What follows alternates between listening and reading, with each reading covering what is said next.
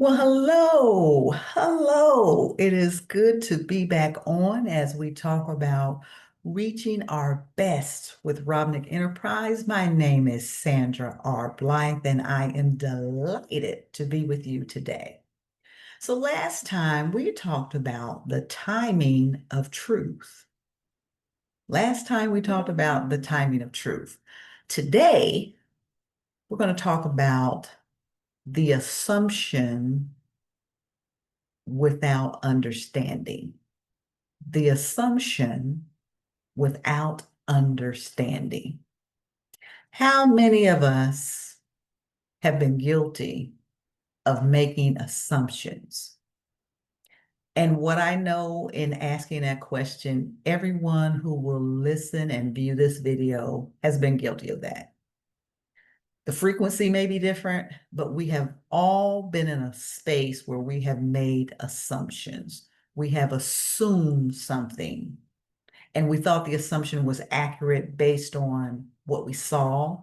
We thought the assumption was accurate based on what we heard. And sometimes we thought the assumption was accurate because of our own assessment of our intellect. We were smart enough to do the math, and it equated to X, Y, and Z. And that's not always the case.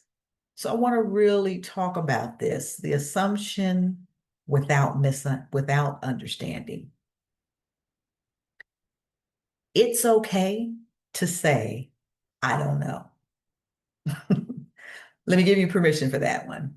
It's okay to say, I don't know. But it's very easy to formulate a narrative, a story, draw a conclusion, and say that this is what it is. And we don't call the assumption an assumption. We'll say, this is what happened. This is what I know. This is how this transpired. But we won't own, I'm making an assumption. I'm speculating. This is just my opinion. I could be wrong. We may have moments we say that, but we also have moments where we don't. We have moments that we allow that assumption to be fact. And the assumption isn't fact. We've drawn a conclusion without understanding. We've drawn a conclusion without the facts. We've drawn a conclusion and made an assumption without knowing the story, without knowing the backdrop, without giving a person the benefit of the doubt that what we think we saw didn't equate to what we assumed we saw. What we thought we heard did not equate to what we actually heard. And this is human. It can happen. But I'm on reaching our best. So in order for us to reach our best, we have to move away from making assumptions. We have to move away from stating an opinion and a speculation as facts because we think we know. We think we know, but that's not how we're addressing it. We're not addressing it as a thought. We're not addressing it as an assumption. We are addressing people as if we have facts. I don't know if you recall, but one thing I said previously was confirmation. Conversation, confirmation, conversation, confirmation. It's a dangerous, slippery slope when we eliminate conversations, we eliminate clarity, we eliminate confirmation, we eliminate and we take what we think, we take how we feel. Oh, there it is right there. We take how we feel and we say, this is what I know this is. It just can't be anything else. And if I don't really have a warm fuzzy for you, that can make all the difference in the assumption that I make, right? Let's just be honest. If you don't have the warm and fuzzy for a certain person, You can make an assumption without understanding and be comfortable because you're not invested in that person. Oh man, we don't want to hear this stuff. But that's true. I can assume and be comfortable knowing I don't have an understanding, knowing I don't have confirmation, knowing I don't have fact and truth, but it's okay because I'm not really feeling that person. So I'm okay giving out an assumption. Learn to be okay and say, I don't know. I don't know. What you see, what you hear before you decide to repeat, make sure that you're sure. Confirmation is priceless. Granted, there are some things we see it is what it is, but there are some things that we see that is not. What we thought we saw wasn't really what we saw. What we thought we heard wasn't really what we thought we heard. And what we do is position ourselves to put people's image and reputation at risk because we're speaking about something we don't know. Ooh, did you think about that? When we speak about something we don't really know, we are positioning ourselves to mar the image and the reputation of somebody, speaking out of turn, making an assumption, making my opinion, my speculation, again, my assumption, trying to make that factual. Now we've got multiple people talking based on what you said that's not even accurate. It's not even true. Wasn't even confirmed. But we got a multitude of people. That happens on social media, that happens on TV, that happens in the news because somebody said something and it wasn't accurate. Somebody said something and it was just an assumption. Yes, the news has to verify, but sometimes the news doesn't get it right. Social media doesn't necessarily verify, and there are many, many times they don't get it right. But now we've assassinated someone's character because we made the choice to assume without understanding whether or not this is true, understanding the story, understanding the why. Oh, can we talk about that for a minute? Understanding the why. Maybe what I saw is what I saw. Maybe what I heard is what I heard, but I didn't understand why it happened. I didn't understand why it was said. So I drew some unfounded, unconfirmed conclusions, but I was wrong. And once those words have gone out, it's a hard walk it back. It's a hard walk it back. The assumptions without understanding. If we are striving to be our best, to do our best, to walk in a way that is morally right, spiritually right, right,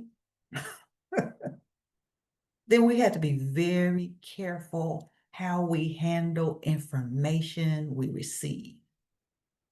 We have to be very careful how we interpret what we see. We have to be very careful how we interpret what we hear.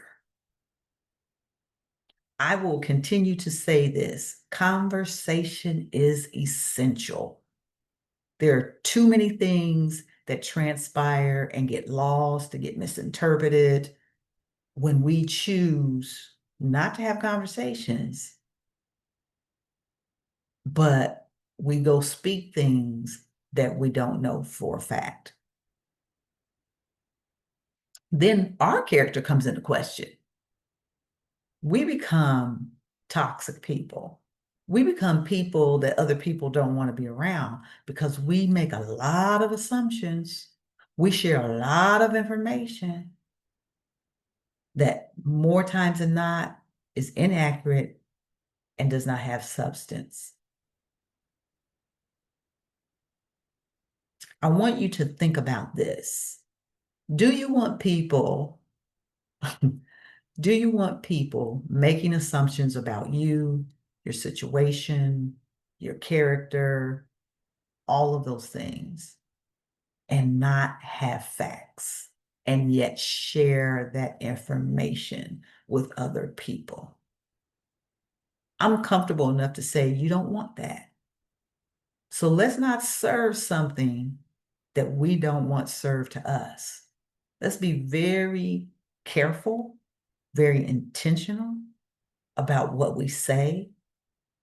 Let's be very clear, accurate about what we think we know before we speak it. If you're unclear and you don't know and it's not factual or it hasn't been confirmed, keep it to yourself until such a time that you know what you know.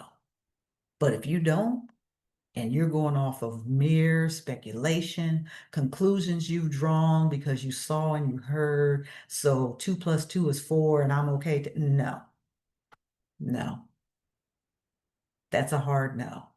Keep it to yourself, because if the shoe were on the other foot, you would want that same courtesy. I'm going to challenge you this week to not draw conclusions, but give people the benefit of the doubt.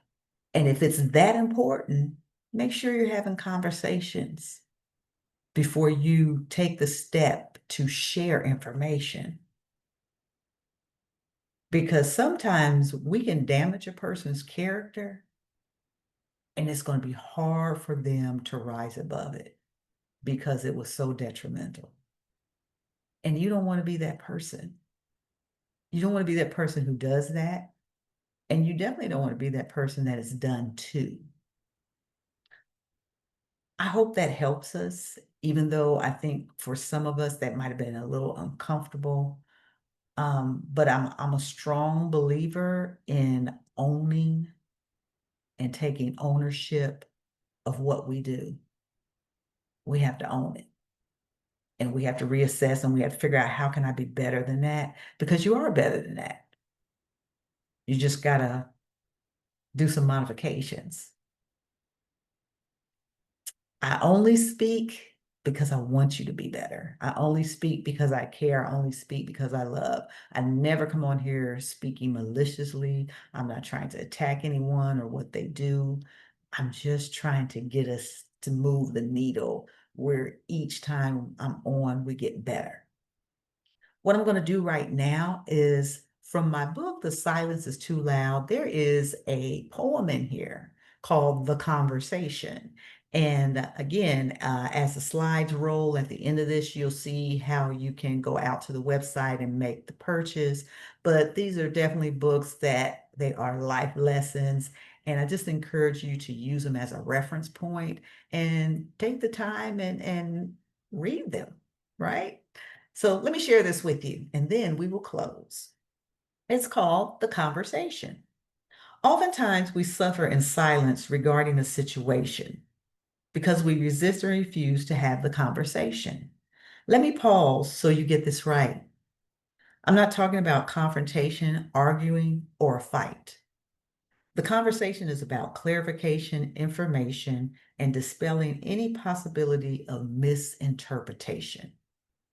We can spend years holding on to bitterness and pain as we have chosen to play the blame game. However, the problem still exists as there is no communication. In the corners of one's mind, they have already assessed the situation.